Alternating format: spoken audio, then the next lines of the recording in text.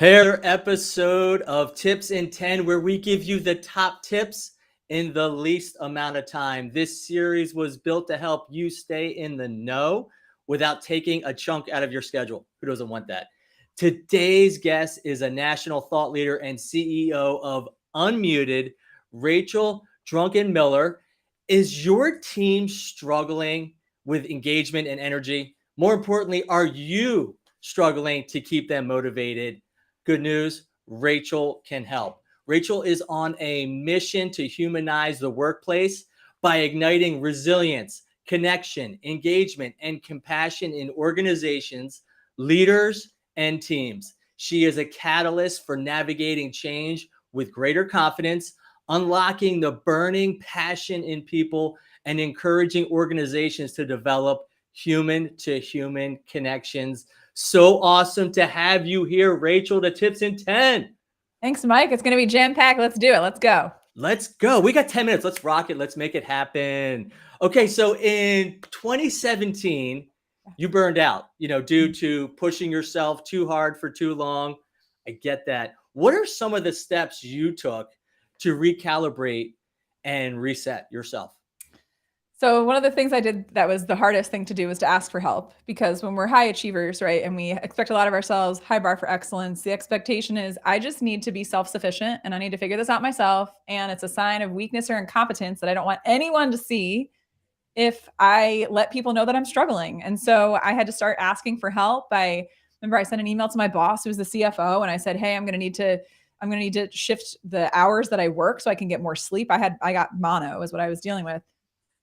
I need an assistant. I just started asking for things that I should have asked for like 3 to 4 years earlier. So for me, one of the first things was asking for help, whether that's at home or at work, and to just recognize that, what, worst case scenario, someone's going to say no. Best case scenario is you end up in a better spot than you're in right now. So being willing to be vulnerable and open up with struggles and asking for help and sharing that. Another thing that I did that was really helpful during that time was I let myself rest. It's so hard to do that. Like right when you're watching a show on TV, you're like, all right, I can squeeze in one more episode. It's 10:30, but the show might not be here tomorrow. And so then we stay up and then we push ourselves. So I got a device. I don't know if you've heard of these, called a Whoop band, which I'm is not like, familiar with that. That's cool. Oh, it's awesome. It's WHOOP. And I've had this now for 3.5 years. And for somebody like me who has a tendency to just like override my internal compass telling me to slow the heck down and pay attention to my body, this thing gives me data. And I now have 3.5 years of data, and it'll tell me like, hey, this is a day your recovery is really low. You need to rest more. Or this is a day you got more, juice in the tank. And so you can push yourself a little harder today. And so it kind of gives me some of that to go on. So I got this device. It's been super, super helpful.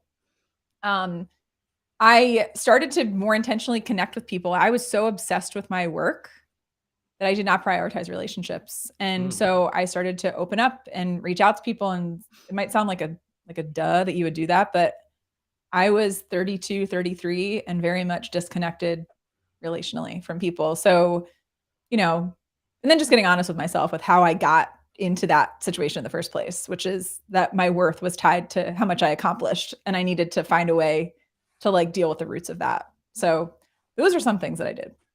I love it. And you know what? I love what you said in terms of, hey, guess what? What's the worst thing they can say is no, but you're going to be in a better place, because they will do something in order to, make adjustments and whatnot, because at the end of the day too, they want you to be more productive. Right. Yeah. It benefits them to help you. Exactly. Yeah. So, and it's, I heard you say like, you're not a fan of the phrase work-life balance, and I'm dying to hear your answer. How might we reframe that for ourselves, and why? Well, I mean, especially in the past 2 years, right, Mike, like work-life balance, it's work and life are happening in the same space for many people. So the idea of I need to give 50%, I think the word balance implies that there's an equal split of the two, that I need to give half of myself to my work and I need to give half of myself to my life outside of my work. And if I can't do that, then somehow I'm just not cutting it. And I think that's caused a lot of people, with all of this crossover and blending of our working lives and our lives outside of work, it's caused a lot of people to feel guilt and to feel shame and to feel inadequate.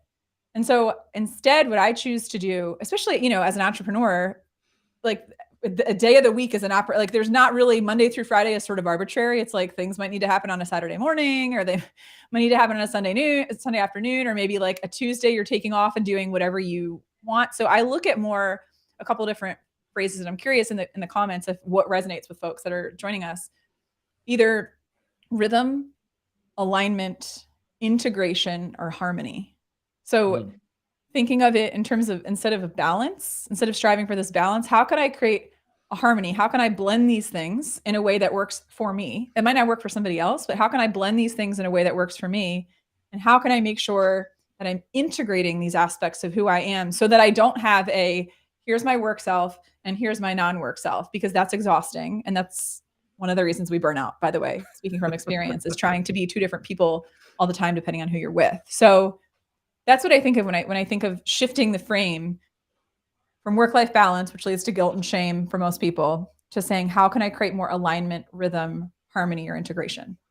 I love that. And what are some ways that people can set that up? Like, what do they do? Do you have like a list? What are some of the ways that people can do that? Because, it's one thing to say it, it's like, how do we do it?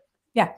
So one of the things, I think, having certain rituals in place, I love the book Atomic Habits. I don't know if you've read James Clear's book, Atomic Habits. It's on my list. Such a great book. Someone just shared that with me a couple months ago. So the thing I love about it is that it connects you, instead of looking at like making a to-do list, which is so many, when we're trying to change something, a lot of times we're like, here's my goals, the things I want to accomplish. But what we don't do is we don't do what's more fundamentally important, which is shift our identity. And so instead of saying, what do I want to get done? What kind of person do I want to be? So I want to be the kind of person who is fully present with my family when I'm with them. Okay, well, what would that person do at 6 o'clock at night when everyone's home and there's an opportunity to connect? That person would put their phone away. That person would shut their laptop. If I'm saying, hey, the thing that matters to me is taking care of my health and well-being, well, what would a healthy person do right now?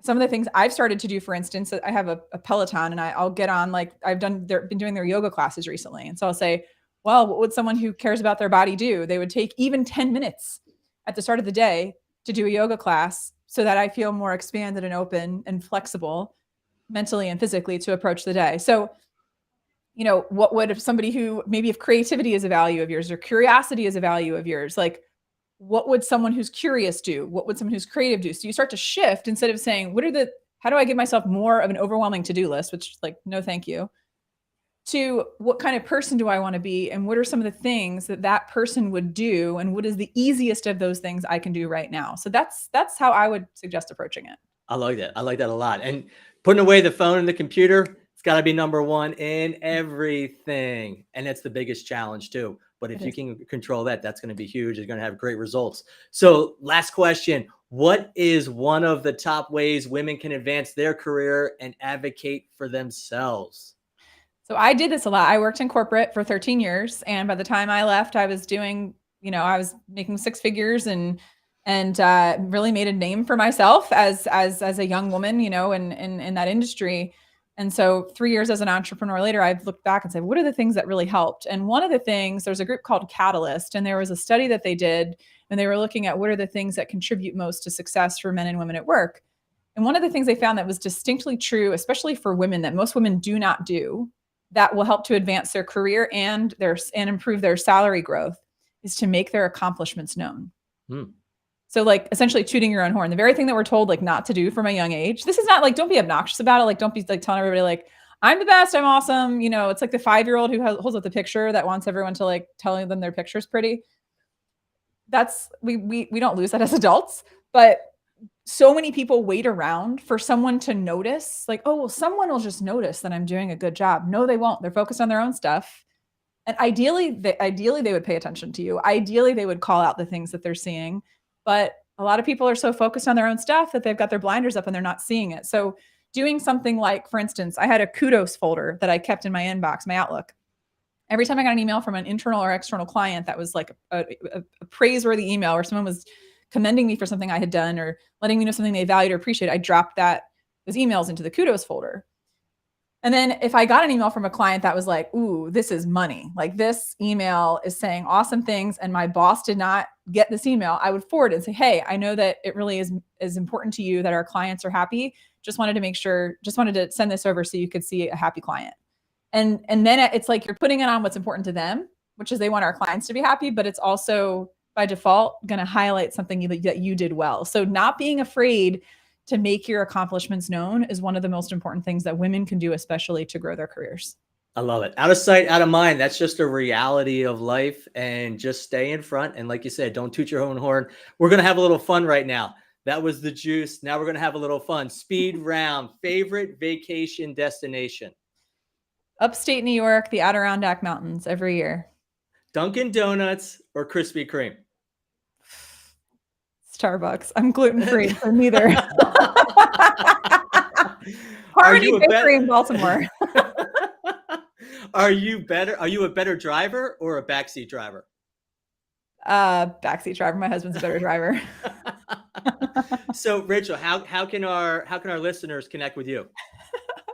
Well, certainly here on LinkedIn. You can follow me on LinkedIn. I actually posted something today about 5 questions that you can ask yourself to get more clarity, questions that I've used to help myself kind of get to a place of greater success and confidence. So following me on LinkedIn, they can follow me on Instagram at unmutedlife. And then check out my website, which is unmutedlife.com. I've got blog posts and podcast episodes and other things that are up there about the work that I do as well. And then I'm also getting more newly integrated on YouTube and putting more of my stuff on that platform as well. And then I pretend to be on Facebook. So it's on there. The links, Cassie dropped the links in the comments if anyone wants to check that out. So yeah. Awesome. Well, Rachel, thank you so much for joining us on Tips in 10. And thank you so much for sharing your wisdom. Check it out, everybody. Go to unmuted.com. Take care.